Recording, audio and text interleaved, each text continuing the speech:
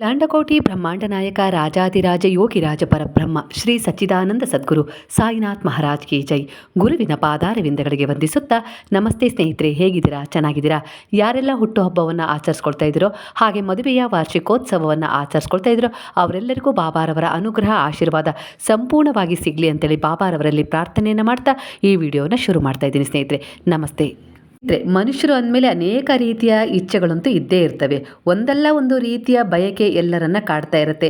ನಾನು ಒಳ್ಳೆಯ ಕೆಲಸವನ್ನು ಮಾಡಬೇಕು, ಒಳ್ಳೆಯ ಜೀವನವನ್ನು ಮಾಡಬೇಕು, ಒಳ್ಳೆಯ ಜೀವನ ಸಂಗಾತಿಯನ್ನು ಪಡಿಬೇಕು, ಒಳ್ಳೆಯ ಸಂತಾನವನ್ನು ಪಡಿಬೇಕು, ಒಳ್ಳೆಯ ಭವಿಷ್ಯ ನನ್ನದಾಗಿರಬೇಕು, ಒಂದು ಮನೆ ಕಟ್ಟಬೇಕು, ಒಂದು ಗಾಡಿ ತಗೊಳ್ಬೇಕು. ಒಂದಲ್ಲ ಒಂದು ರೀತಿಯ ಇಚ್ಛೆಗಳು ಪ್ರತಿಯೊಬ್ಬ ಮನುಷ್ಯನಿಗೂ ಇದ್ದೇ ಇರ್ತವೆ ಅಲ್ವಾ ಸ್ನೇಹಿತರೆ? ಸರಿ, ಕೆಲವು ಇಚ್ಛೆಗಳು ಕನಸುಗಳು ನೆರವೇರ್ತವೆ. ಕೆಲವೊಂದ್ಸರಿ ಕೆಲವು ಇಚ್ಛೆಗಳು ಎಷ್ಟೇ ಪ್ರಯತ್ನ ಪಟ್ಟರು ಶ್ರಮ ಹಾಕಿದರೂ ಕೂಡ ಈಡೇರ್ತಾ ಇರೋದಿಲ್ಲ. ನಾವು ಬಾಬಾರವರನ್ನ ಪೂಜೆ ಮಾಡ್ತಾ ಅನೇಕ ಇಚ್ಛೆಗಳನ್ನು ಅವರ ಅನುಗ್ರಹ ಆಶೀರ್ವಾದದಿಂದ ಪೂರ್ಣ ಮಾಡ್ಕೊಂಡಿದ್ದೀವಿ ಅಲ್ವಾ ಸ್ನೇಹಿತರೆ? ಆದರೂ ಕೂಡ ಕೆಲವೊಂದ್ಸರಿ ಜೀವನದಲ್ಲಿ ಇನ್ನೂ ಇಚ್ಛೆಗಳಿರ್ತವೆ, ಅವು ಈಡೇರ್ತಾನೆ ಇರೋದಿಲ್ಲ. ಎಷ್ಟೇ ಪ್ರಯತ್ನ ಪಟ್ಟರು ಅವು ಕೈಗೂಡ್ತಾನೆ ಇರೋದಿಲ್ಲ. ಸಂತಾನ ಫಲ ಆಗಿರ್ಬೋದು, ಮದುವೆ ಯೋಗ ಆಗಿರ್ಬೋದು, ಇಲ್ಲವೇ ಮಕ್ಕಳನ್ನ ಸರಿದಾರಿಗೆ ತರುವ ಪ್ರಯತ್ನವೇ ಆಗಿರ್ಬೋದು, ಆತನ ನಿವಾರಣೆ ಆಗಿರ್ಬೋದು. ಈ ರೀತಿಯಾಗಿ ನಾವು ಯಾವುದೇ ಕೆಲಸಕ್ಕೆ ಕೈ ಹಾಕಿದ್ರೂ ಆ ಕೆಲಸ ಕೈಗೂಡ್ತಾ ಇಲ್ಲ. ಒಂದಲ್ಲ ಒಂದು ರೀತಿಯಲ್ಲಿ ಸಮಸ್ಯೆ ಉಂಟಾಗ್ತಾ ಇದೆ ಅಂದರೆ ಖಂಡಿತ ಅದು ರಾಹು ದೋಷ ಆಗಿರುತ್ತೆ ಸ್ನೇಹಿತರೆ. ರಾಹು ಯಾರ ಜೀವನದಲ್ಲಿ ಚೆನ್ನಾಗಿರ್ತಾನೋ, ರಾಹು ಗ್ರಹ ಯಾರ ಜೀವನದಲ್ಲಿ ಉತ್ತಮವಾದ ಫಲವನ್ನು ಕೊಡ್ತಾರೋ ಅವರ ಜೀವನ ಬಡತನದಿಂದ ಶ್ರೀಮಂತಿಕೆಯ ಜೀವನವನ್ನು ಪಡೆದುಕೊಳ್ಳುತ್ತೆ. ಅವರ ಜೀವನದಲ್ಲಿ ರಾಹು ಅತ್ಯಂತ ಕೋಪ ದೃಷ್ಟಿಯನ್ನು ಅಂದರೆ ವಕ್ರ ದೃಷ್ಟಿಯನ್ನು ಬೀರಿದಾಗ ಖಂಡಿತ ರಾಜನಾದರೂ ಕೂಡ ಅವನು ಭಿಕ್ಷುಕನಿಗಿಂತ ಕಡೆಯಾಗಿ ಜೀವನ ಮಾಡ್ತಾನೆ ಸ್ನೇಹಿತರೆ. ಇದು ಸತ್ಯವಾದ ಮಾತು. ಒಂದಲ್ಲ ಒಂದು ರೀತಿಯಲ್ಲಿ ಮನುಷ್ಯನ ಕರ್ಮಗಳು ಅವನ ಉನ್ನತಿಗೆ ಉದ್ಧಾರಕ್ಕೆ ಕಾರಣಗಳಾಗ್ತವೆ. ಹಾಗೆ ಗ್ರಹಗಳ ಅನುಗ್ರಹ ಆಶೀರ್ವಾದವೂ ನಮ್ಮ ಮೇಲಿರಬೇಕು, ಭಗವಂತನ ಕೃಪೆಯೂ ನಮ್ಮ ಮೇಲಿರಬೇಕು, ಗುರುವಿನ ಮಾರ್ಗದರ್ಶನವೂ ನಮ್ಮ ಜೊತೆಗಿರಬೇಕು. ಇವೆಲ್ಲದನ್ನು ನಾವು ಪಡ್ಕೊಳ್ತಾ ಒಳ್ಳೆಯ ರೀತಿಯಲ್ಲಿ ನಾವು ಜೀವನವನ್ನು ಮಾಡ್ತೀವಿ ಅಂದ್ಕೊಂಡಾಗ ಮಾತ್ರ ನಮ್ಮ ಎಲ್ಲ ಇಚ್ಛೆಗಳು ಸಂಪನ್ನಗೊಳ್ಳೋದ್ರ ಜೊತೆಗೆ ನಾವು ಕೂಡ ಒಬ್ಬ ಒಳ್ಳೆಯ ವ್ಯಕ್ತಿಯಾಗಿ ವ್ಯಕ್ತಿತ್ವವನ್ನು ರೂಪಿಸ್ಕೊಳ್ಳೋಕ್ಕೆ ಸಾಧ್ಯ ಆಗುತ್ತೆ ಸ್ನೇಹಿತರೆ. ಒಂದು ಇಚ್ಛೆಗಳನ್ನು ಈಡೇರಿಸ್ಕೊಳ್ಳಿಕ್ಕೆ ಹೋಮ ಹವನನೇ ಮಾಡಬೇಕು ಅಂತ ಏನಿಲ್ಲ. ಒಳ್ಳೆಯ ಮನಸ್ಸಿನಿಂದ ಕೆಲವು ಸಂಕಲ್ಪವನ್ನು ಮಾಡಿ ಕೆಲವು ಅನುಷ್ಠಾನವನ್ನು ಮಾಡಿದರೂ ಕೂಡ ಖಂಡಿತ ನಿಮ್ಮ ಇಚ್ಛೆಗಳು ಈಡೇರ್ತವೆ ಸ್ನೇಹಿತರೆ. ನಾವು ಒಂದು ಇಚ್ಛೆಯನ್ನು ಪೂರ್ಣ ಮಾಡ್ಕೊಳ್ಬೇಕು ಅಂದರೆ ಖಂಡಿತ ಮೊದಲು ನಮಗೆ ಶ್ರದ್ಧೆ ಇರಬೇಕು, ನಂಬಿಕೆ ಇರಬೇಕು, ಹಾಗೆ ಒಂದು ಒಳ್ಳೆಯ ಉದ್ದೇಶದ ಕರ್ಮ ಅಂತೂ ನಾವು ಮಾಡಲೇಬೇಕಾಗತ್ತೆ ಸ್ನೇಹಿತರೆ. ಖಂಡಿತ ಇದೆಲ್ಲದರ ಫಲವಾಗಿ ನಮ್ಮ ಜೀವನದಲ್ಲಿ ಒಂದು ಅಭಿವೃದ್ಧಿಯನ್ನು, ಉನ್ನತಿಯನ್ನು ನಾವು ಕಾಣೋದ್ರ ಜೊತೆಗೆ ಇಚ್ಛೆಗಳು ಕೂಡ ಪೂರ್ಣಗೊಳ್ತವೆ.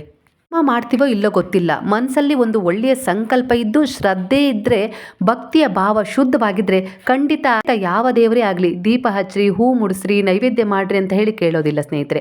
ನಾವು ಮಾಡುವ ಕೆಲಸ ಅಷ್ಟು ಪರಿಶುದ್ಧತೆಯಿಂದ ಕೂಡಿರಬೇಕು. ಆಗ ಆ ಕೆಲಸ ಭಗವಂತನ ಸೇವೆ ಅಂತಲೇ ಅನ್ಸ್ಕೊಳ್ಳುತ್ತೆ ಸ್ನೇಹಿತರೆ. ನಮ್ಮ ಶುದ್ಧವಾದ ಭಕ್ತಿಯ ಅನುಪಮ ಶರಣಾಗತಿ ಸಮರ್ಪಣಾ ಭಾವದಿಂದ ಪ್ರಸನ್ನಗೊಳ್ತಾರೆ ಗುರುವಾಗಲಿ ದೇವರಾಗಲಿ ಸ್ನೇಹಿತರೆ. ಹಾಗಾಗಿ ಪ್ರತಿಯೊಬ್ಬ ಮನುಷ್ಯನ ಉನ್ನತಿಗೆ ಕಾರಣ ಅವನ ಕರ್ಮಗಳೇ ಆಗಿರ್ತವೆ ಸ್ನೇಹಿತರೆ. ಕೆಲವೊಂದು ದೋಷಗಳಿದ್ದಾಗ, ರಾಹು ದೋಷ ಇದ್ದಾಗ ಏನಾಗುತ್ತೆ ಅಂದರೆ ಮಕ್ಕಳು ಹೇಳಿದ ಮಾತನ್ನು ಕೇಳೋದಿಲ್ಲ, ತುಂಬ ಹಠ ಮಾಡ್ತಾರೆ. ದೋಷ ಇದ್ದಾಗೂ ಹಾಗೆ ಸ್ನೇಹಿತರೆ, ಅಂದರೆ ಕರ್ಮ ಫಲದಾತನಾಗಿರ್ತಾನೆ ಶನಿದೇವ. ಹಾಗಾಗಿ ಇಂತಹ ಸಮಯದಲ್ಲಿ ಮಕ್ಕಳು ಹೇಳಿದ ಮಾತನ್ನು ಕೇಳೋದಿಲ್ಲ. ಗಂಡ ಆಗಿರ್ಬೋದು, ಹೆಂಡತಿ ಆಗಿರ್ಬೋದು, ಎತ್ತು ಏರಿಗೆ ಕೋಣ ನೀರಿಗೆ ಅನ್ನೋಂಗೆ ವರ್ತನೆ ಮಾಡ್ತಾ ಇರ್ತಾರೆ. ಹೊಂದಾಣಿಕೆ ಇರೋದಿಲ್ಲ. ಅಂದ್ಕೊಂಡಿರೋ ಯಾವುದೇ ಕೆಲಸಕ್ಕೆ ಕೈ ಹಾಕಿದರೂ ಕೂಡ ಆ ಕೆಲಸದಲ್ಲಿ ನಮಗೆ ಪ್ರಗತಿನೂ ಸಿಗ್ತಾ ಇರೋದಿಲ್ಲ, ಏಳಿಗೆನೂ ಆಗ್ತಾ ಇರೋದಿಲ್ಲ. ಒಂದಲ್ಲ ಒಂದು ರೀತಿಯಲ್ಲಿ ಕಿರಿಕಿರಿ ಆಗ್ತಾ ಇರುತ್ತೆ. ಕೆಲವೊಂದು ಸರಿ ಏನಾಗುತ್ತೆ ಅಂದರೆ ಎಲ್ಲ ರೀತಿಯಲ್ಲೂ ಹಣ, ಎಲ್ಲ ರೀತಿಯಲ್ಲೂ ಸೌಕರ್ಯಗಳು ಇರ್ತವೆ, ಆದರೂ ಕೂಡ ಮನುಷ್ಯನಿಗೆ ನೆಮ್ಮದಿ ಅನ್ನೋದೇ ಇರೋದಿಲ್ಲ ಸ್ನೇಹಿತರೆ. ಕರ್ಮ ಅವನನ್ನು ಕಾಡ್ತಾ ಇರುತ್ತೆ ಈ ರೀತಿಯಾಗಿ. ಹಾಗಾಗಿ ಕೆಲವೊಂದು ಸಮಯದಲ್ಲಿ ಇಂತಹ ಪರಿಸ್ಥಿತಿಗಳನ್ನು ನಾವು ಎದುರಿಸ್ತಾ ಇರ್ತೀವಿ. ಎಷ್ಟೋ ರೀತಿಯಲ್ಲಿ ನಾವು ಎಷ್ಟೋ ದೇವಸ್ಥಾನಗಳನ್ನು ಸುತ್ತುತ್ತೀವಿ, ತೀರ್ಥ ಕ್ಷೇತ್ರಗಳ ಯಾತ್ರೆಯನ್ನು ಮಾಡ್ತೀವಿ, ಹಾಗೆ ನಾವು ಹೋಮ ಹವನವನ್ನು ಮಾಡಿಸಿದರೂ ಕೂಡ ನಮ್ಮ ಜೀವನದಲ್ಲಿ ಈ ಸಮಸ್ಯೆಗಳಿಂದ ನಮಗೆ ಹೊರಗೆ ಬರಲಿಕ್ಕೆ ಸಾಧ್ಯನೇ ಆಗೋದಿಲ್ಲ ಸ್ನೇಹಿತರೆ. ಇದಕ್ಕೆಲ್ಲ ಈ ಎಲ್ಲ ಸಮಸ್ಯೆಗೆ ಸರಳವಾದ ಒಂದು ಪರಿಹಾರ ಕೂಡ ಇದ್ದೇ ಇರುತ್ತೆ ಸ್ನೇಹಿತರೆ. ಪ್ರತಿಯೊಂದು ಸಮಸ್ಯೆಯನ್ನು ನಾವು ಹೋಮ ಹವನ ಮಾಡೇ ನಾವು ಪರಿಹಾರ ಮಾಡ್ಕೊಳ್ಬೇಕು ಅಂತ ಏನಿಲ್ಲ ಸ್ನೇಹಿತರೆ. ಸರಳವಾದ ಪರಿಹಾರಗಳನ್ನು ಮಾಡಿಕೊಂಡ್ರೂ ಕೂಡ, ಅನುಷ್ಠಾನವನ್ನು ಮಾಡಿಕೊಂಡ್ರೂ ಕೂಡ ಖಂಡಿತ ನಮ್ಮ ಜೀವನದಲ್ಲಿ ಅನೇಕ ರೀತಿಯ ಸಮಸ್ಯೆಗಳಿಂದ, ಕಷ್ಟಗಳಿಂದ, ದುಃಖಗಳಿಂದ ಹೊರಗೆ ಬರ್ಬೋದು ಸ್ನೇಹಿತರೆ. ಅಂಥದ್ದೇ ಒಂದು ಅನುಷ್ಠಾನವನ್ನು ನಾನು ಇವತ್ತು ತಿಳಿಸ್ತಾ ಇದ್ದೀನಿ ಸ್ನೇಹಿತರೆ. ಕಾಲಭೈರವನ ಜಯಂತಿ ಆಗಿದೆ ಇವತ್ತು, ಭೈರವ ಅಷ್ಟಮಿ ಆಗಿದೆ ಅಲ್ವಾ ಸ್ನೇಹಿತರೆ. ನಾಳೆನೂ ಕೂಡ ಇದೆ. ರಾಹು ದೋಷ ಇದ್ದರೂ ಕೂಡ ನಮ್ಮ ಜೀವನದಲ್ಲಿ ಅನೇಕ ರೀತಿಯ ಸಂಕಷ್ಟಗಳನ್ನು ನಾವು ಎದುರಿಸಲೇಬೇಕಾಗತ್ತೆ ಸ್ನೇಹಿತರೆ. ರಾಹು ಎಂಥ ಗ್ರಹ ಅಂದರೆ ಬಡವನನ್ನು ಶ್ರೀಮಂತನನ್ನಾಗಿಸ್ಬೋದು, ಶ್ರೀಮಂತನನ್ನು ಕ್ಷಣಕಾಲದಲ್ಲಿ ಬಡವನನ್ನಾಗಿಸ್ಬೋದು ಸ್ನೇಹಿತರೆ. ಅಂತಹ ಶಕ್ತಿ ರಾಹು ಗ್ರಹಕ್ಕಿದೆ ಸ್ನೇಹಿತರೆ. ಅಂದರೆ ಪ್ರತಿಯೊಬ್ಬ ಮನುಷ್ಯನಿಗೂ ಗ್ರಹಗತಿಗಳು ಕೂಡ ಅವನ ಕರ್ಮಕ್ಕೆ ತಕ್ಕ ಹಾಗೆ ಅವರನ್ನು ಕಾಡ್ತವೆ ಸ್ನೇಹಿತರೆ. ಹಾಗಾಗಿ ಸ್ನೇಹಿತರೆ ಈ ಒಂದು ಚಿಕ್ಕ ಅನುಷ್ಠಾನವನ್ನು ಮಾಡಿಕೊಡ್ರಿ ಸ್ನೇಹಿತರೆ. ಏನಪ್ಪ ಅನುಷ್ಠಾನ ಅಂದರೆ 7 ತಿಂಗಳ ಕಾಲ 7 ನಾಯಿಗಳಿಗೆ ಪ್ರತಿನಿತ್ಯ ಆಗಿರ್ಬೋದು, ವಾರದಲ್ಲಿ 2-3 ಬಾರಿ ಆಗಿರ್ಬೋದು, 7 ನಾಯಿಗಳಿಗೆ ನೀವು ಸೇವೆ ಮಾಡಬೇಕು. ಯಾವ ರೀತಿ ಸೇವೆ ಮಾಡಬೇಕು ಅಂದರೆ, ತುಂಬ ದಷ್ಟಪುಷ್ಟವಾಗಿರುವ ಆಹಾರ ದಿನನಿತ್ಯ ಸಿಗುವಂಥ ನಾಯಿಗಳಿಗೆ ಸೇವೆ ಮಾಡಬಾರ್ದು. ಮೈಯೆಲ್ಲ ಹುರುಕು ಕಜ್ಜಿಯಾಗಿರುತ್ತೆ, ಎಲ್ಲೆಲ್ಲೋ ಊಟ ಇಲ್ಲದೆ ಬೆಳೆದಾಡ್ತಾ ಇರ್ತವೆ, ಇಲ್ಲ ಯಾರಾದರೂ ಬೈಕ್ ಓಡಿಸೋರು, ವಾಹನ ಓಡಿಸೋರು ಆ ನಾಯಿಗಳ ಮೇಲೆ ಹತ್ತಿಸ್ಕೊಂಡೋಗಿ ಒಂದು ಕಾಲಿರೋದಿಲ್ಲ, ಈ ರೀತಿಯವು ಹಾಗೆ ಅವು ನರಳಾಡ್ತಾ ಇರ್ತವೆ. ಕೆಲವೊಂದು ನಾಯಿಗಳು ರೋಗದಿಂದ ಒದ್ದಾಡ್ತಾ ಇರ್ತವೆ, ಅವಕ್ಕೆ ನೋಡ್ಕೊಳ್ಳೋಕೆ ಯಾರೂ ಇರೋದಿಲ್ಲ ಸ್ನೇಹಿತರೆ. ಸುಂದರವಾಗಿದ್ದರೆ ಪ್ರಾಣಿಗಳನ್ನು ಪ್ರೀತಿಸೋದು ಎಲ್ಲರೂ ಸಹಜನೇ ಅಲ್ವಾ. ಈ ರೀತಿ ದುಃಖದಿಂದ ನರಳಾಟದಿಂದ ನರಳಾಡ್ತಾ ಇರೋ ಪ್ರಾಣಿಗಳನ್ನು ಯಾರು ಕೂಡ ಕಣ್ಣೆತ್ತಿಯೂ ನೋಡೋದಿಲ್ಲ. ಯಾಕಂದರೆ ಅಯ್ಯೋ ಅದರ ಕಾಯಿಲೆ ಎಲ್ಲಪ್ಪ ನನಗೆ ಹತ್ಬಿಡತ್ತೆ ಅನ್ನುವ ಆಲೋಚನೆಯೂ ಕೂಡ ಮಾಡ್ತಾರೆ. ಅದ್ರ ಸುತ್ತಮುತ್ತ ತುಂಬ ಕ್ರಿಮಿಕೀಟಗಳಿರ್ತವೆ, ಅವುಗಳಿಂದ ನಮಗೆ ಹಾನಿ ಆಗುತ್ತೆ ಅಂತ ಕೂಡ ಯೋಚನೆ ಮಾಡ್ತಾರೆ ಸ್ನೇಹಿತರೆ. ಇಲ್ಲ ಅಂತಲ್ಲ, ಅದು ಮಾನವನ ಸಹಜ ಗುಣ.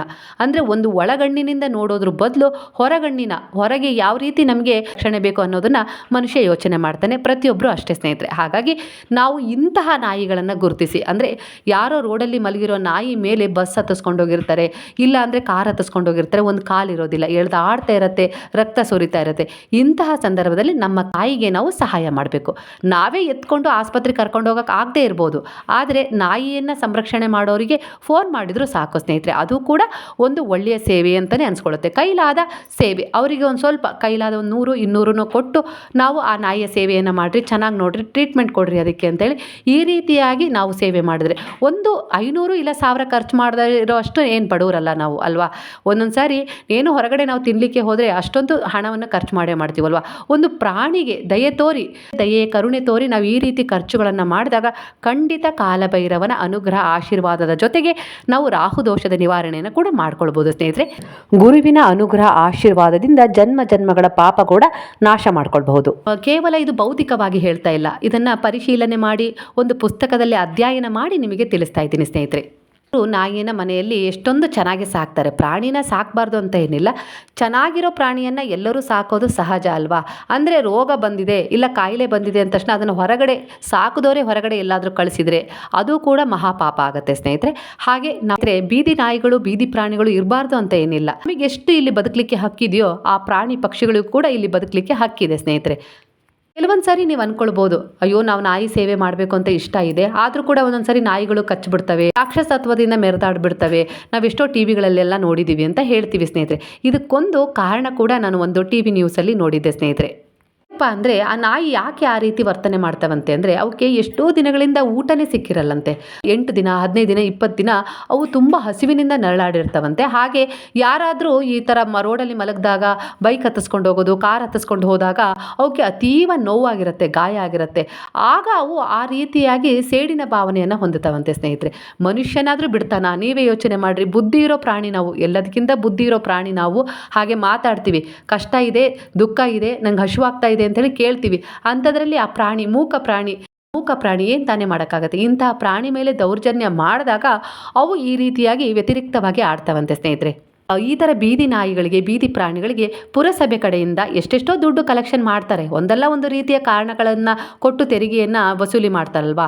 ಹಾಗಾಗಿ ಇಂತಹ ಸಮಯದಲ್ಲಿ ಆ ಪುರಸಭೆಯಿಂದ ಏನು ಮಾಡಬೇಕು ಅಂದರೆ, ಏನು ಬೀದಿ ನಾಯಿಗಳಿರ್ತಾವಲ್ಲ ಆ ಕೇರಿಗಳಿಗೆ ಹೋಗಿ ಒಂದು ಕಡೆ ಅವಕ್ಕೆ ದಿನನಿತ್ಯ ಅನ್ನ ಹಾಕಿ ನೀರು ಇಡುವ ವ್ಯವಸ್ಥೆಯನ್ನು ಮಾಡಬೇಕು ಅಂತ ಹೇಳಿ ನಾನು ಟಿವಿಯಲ್ಲಿ ಹಾಗೆ ಪತ್ರಿಕೆಯಲ್ಲೂ ಕೂಡ ಇದರ ಬಗ್ಗೆ ಓದಿದ್ದೆ ಸ್ನೇಹಿತರೆ. ಆಗ ಅವು ಸ್ವಲ್ಪ ಶಾಂತವಾಗಿರ್ತವೆ. ಅಂದರೆ ನಮಗೆ ದಿನನಿತ್ಯ ಒಂದು ಕಡೆ ಆಹಾರ ಸಿಗ್ತಾ ಇದೆಯಪ್ಪ ಅಂತವೆ, ಕರೆಕ್ಟಾಗಿ ಆ ಸಮಯಕ್ಕೆ ಹೋಗ್ತವೆ, ಅವ್ರು ಹಾಕಿದ್ದನ್ನು ಊಟವನ್ನು ತಿಂತವೆ, ಒಂದು ಕಡೆ ಮಲಗ್ತವೆ. ಹಾಗೆ ರಾತ್ರಿ ಇಡೀ ಅವು ಊರನ್ನು ಕೂಡ ಕಾಯ್ತವೆ. ಆ ಬೀದಿಯಲ್ಲಿ ಹಾಕಿದ ಒಂದು ತುತ್ತು ಅನ್ನವನ್ನು ದಿನನಿತ್ಯ ತಿಂದಿರ್ತವಲ್ವಾ, ಆ ನಿಷ್ಠೆಗೆ ಅವು ಆ ಬೀದಿಯನ್ನು ಕಾಯ್ತಾ ಇರ್ತವೆ ಸ್ನೇಹಿತರೆ. ಈ ರೀತಿ ಕೆಲಸವನ್ನು ಕೂಡ ಮಾಡ್ತವೆ ಪ್ರಾಣಿಗಳು. ಒಂದು ಬೀದಿಯಲ್ಲಿ ನಾಯಿಗಳು ವಾಸವಾಗಿದ್ದಾವೆ ಅಂತ ಇಟ್ಕೊಳ್ರಿ.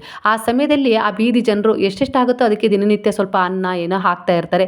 ಅವು ಎಷ್ಟು ಕೃತಜ್ಞತಾ ಭಾವನೆ ಹೊಂದಿರ್ತವೆ ಅಂದರೆ, ಆ ಬೀದಿಗೆ ಯಾರಾದರೂ ಅಪರಿಚಿತ ವ್ಯಕ್ತಿ ರಾತ್ರಿ ಓಡಾಡಿದ್ದೇ ಆಗಲಿ, ಏನಾದ್ರು ಕಾಣಿಸ್ಕೊಂಡ್ರೆ ಆದರೂ ಅವರು ಸಮಸ್ಯೆ ಉಂಟು ಮಾಡ್ತಾ ಇದ್ದಾರೆ ಅಂದರೆ ಆ ನಾಯಿಗಳು ಕೂಗಿ ಎಚ್ಚರಿಸ್ತವೆ ನಮ್ಮನ್ನು, ಇಲ್ಲಿ ಏನೋ ಅನಾಹುತ ನಡೀತಾ ಇದೆ ಅಂತ ಹೇಳಿ ಸೂಚನೆ ಕೊಡ್ತವೆ ಸ್ನೇಹಿತರೆ.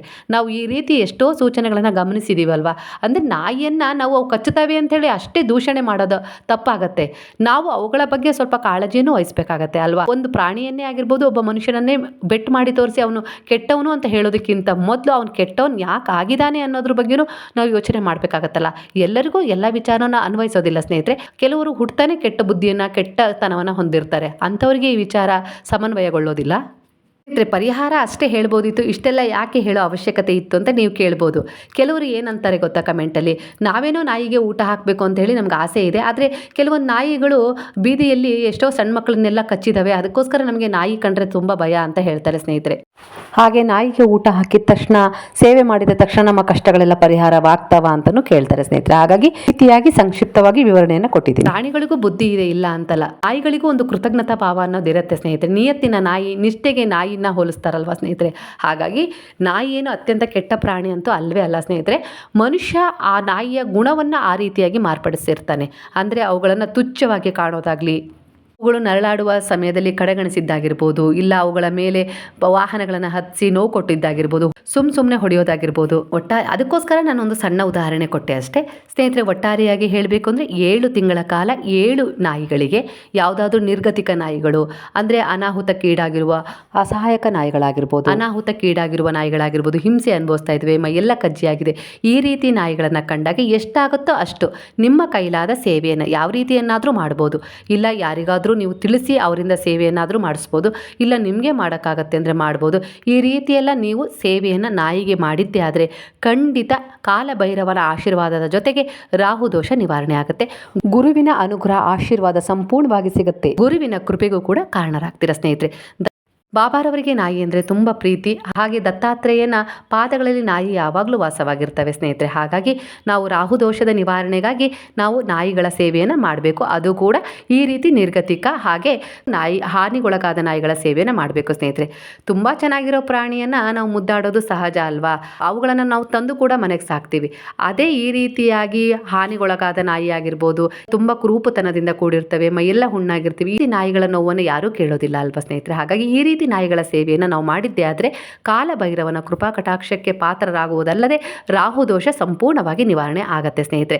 ಅಂದರೆ ಕೆಲವೊಂದು ಗ್ರಹಗಳನ್ನು ನಾವು ಶಾಂತಗೊಳಿಸಬೇಕು ಅಂದರೆ ನಾವು ಹೋಮ ಹವನ ಮಾಡಿಸ್ಬೇಕು ಅಂತಲೇ ಇಲ್ಲ. ಅವರಿಗೆ ಪ್ರೀತಿಯಾಗುವ ಕೆಲಸಗಳನ್ನು ಮಾಡಿದರೂ ಕೂಡ ಆ ಗ್ರಹಗಳು ಶಾಂತವಾಗಿ ನಮ್ಮ ಮೇಲೆ ದುಷ್ಪರಿಣಾಮವನ್ನು ಬೀರೋದಿಲ್ಲ. ದುಷ್ಪರಿಣಾಮದ ಜಾಗದಲ್ಲಿ ನಮಗೆ ಸತ್ಪರಿಣಾಮವನ್ನು ಬೀರ್ತವೆ ಸ್ನೇಹಿತರೆ. ಅಂದರೆ ನಮ್ಮ ಈ ಸೇವೆಯಿಂದ ಅವರು ಪ್ರಸನ್ನರಾಗ್ತಾರೆ. ನಾವೊಂದು ದೇವರನ್ನು ಪ್ರಸನ್ನಗೊಳಿಸಬೇಕು, ಇಲ್ಲ ಒಂದು ಗ್ರಹವನ್ನು ಪ್ರಸನ್ನಗೊಳಿಸಬೇಕು ಅಂದರೆ ನಾವು ಅವರನ್ನು ಪೂಜೆ, ನೈವೇದ್ಯ, ದೀಪ ರೀತಿಯಾಗಿ ಆರಾಧನೆ ಮಾಡಿ ಆ ದೇವರನ್ನು ಪ್ರಸನ್ನಗೊಳಿಸಬೇಕು, ಆ ಗ್ರಹವನ್ನು ಪ್ರಸನ್ನಗೊಳಿಸಬೇಕು ಅಂತ ಏನಿಲ್ಲ ಸ್ನೇಹಿತರೆ. ನಮ್ಮ ಶುದ್ಧತೆಯಿಂದ, ಶ್ರದ್ಧೆಯ ಭಾವದಿಂದ, ನಿಷ್ಕಲ್ಮಶ ಭಕ್ತಿಯಿಂದ, ಈ ರೀತಿ ಸೇವೆಯ ಮನೋಭಾವದಿಂದ ಕೂಡ ನಾವು ಆ ಗ್ರಹಗಳನ್ನು, ದೇವರನ್ನು, ಗುರುವನ್ನು ಪ್ರಸನ್ನಗೊಳಿಸ್ಬೋದು ಸ್ನೇಹಿತರೆ. ಈ ಮಾಹಿತಿ ನಿಮಗೆ ಇಷ್ಟವಾಗಿದೆ ಅಂತ ಹೇಳಿ ಅಂದ್ಕೊಳ್ತೀನಿ. ಇಷ್ಟವಾಗಿದ್ದರೆ ನೀವು 7 ತಿಂಗಳ ಕಾಲ 7 ನಾಯಿಗಳಿಗೆ ಆಹಾರವನ್ನು, ಸೇವೆಯನ್ನು, ನಿಮ್ಮ ಕೈಲಾದಷ್ಟು ಮಟ್ಟಿಗೆ ಸೇವೆಯನ್ನು ಮಾಡುವ ಸಂಕಲ್ಪವನ್ನು ಮಾಡಿದ್ದೇ ಆದರೆ ಖಂಡಿತ ನಿಮ್ಮ ಜೀವನದಲ್ಲಿರುವ ಅನೇಕ ರೀತಿಯ ಸಮಸ್ಯೆಗಳಿಗೆ ಪರಿಹಾರ ಸಿಗುತ್ತೆ ಸ್ನೇಹಿತರೆ. ಕೆಲಸದ ವಿಚಾರದಲ್ಲೇ ಆಗಿರ್ಬೋದು, ಸಂತಾನದ ವಿಚಾರದಲ್ಲೇ ಆಗಿರ್ಬೋದು, ಬಡತನ ನಿವಾರಣೆಯ ವಿಚಾರದಲ್ಲೇ ಆಗಿರ್ಬೋದು, ಪ್ರತಿಯೊಂದು ವಿಚಾರದಲ್ಲಿ ನಿಮಗೆ ಏನೆಲ್ಲ ಅಡೆತಡೆ ಆಗ್ತಾ ಇರುತ್ತೋ ಆ ಅಡೆತಡೆಗಳೆಲ್ಲವೂ ಒಂದೊಂದೇ ಹಂತವಾಗಿ ನಿವಾರಣೆ ಆಗ್ತಾ ಹೋಗ್ತವೆ ಸ್ನೇಹಿತರೆ. ಈ ಮಾಹಿತಿ ನಿಮಗೆ ಇಷ್ಟವಾಗಿದೆ ಅಂತೇಳಿ ಅಂದ್ಕೊಳ್ತೀನಿ. ಇಷ್ಟವಾಗಿದ್ದರೆ ಸಾಯಿರಾಮ್ ಅಂತೇಳಿ ಕಮೆಂಟ್ ಮಾಡಿ. ಹಾಗಾದರೆ ಈಗೆಲ್ಲರೂ ಸೇರಿ ಹೇಳೋಣವಾ, ಹರೇ ರಾಮ ರಾಮ ರಾಮ ಹರೇ ಹರೇ, ಹರೇ ಕೃಷ್ಣ ಕೃಷ್ಣ ಕೃಷ್ಣ ಹರೇ ಹರೇ, ಹರೇ ಸಾಯಿ ಸಾಯಿ ಹರೇ ಹರೇ, ಹರೇ ಬಾಬಾ ಬಾಬಾ ಬಾಬಾ ಹರೇ ಹರೇ, ಹರೇ ದತ್ತ ದತ್ತ ಹರೇ ಹರೇ.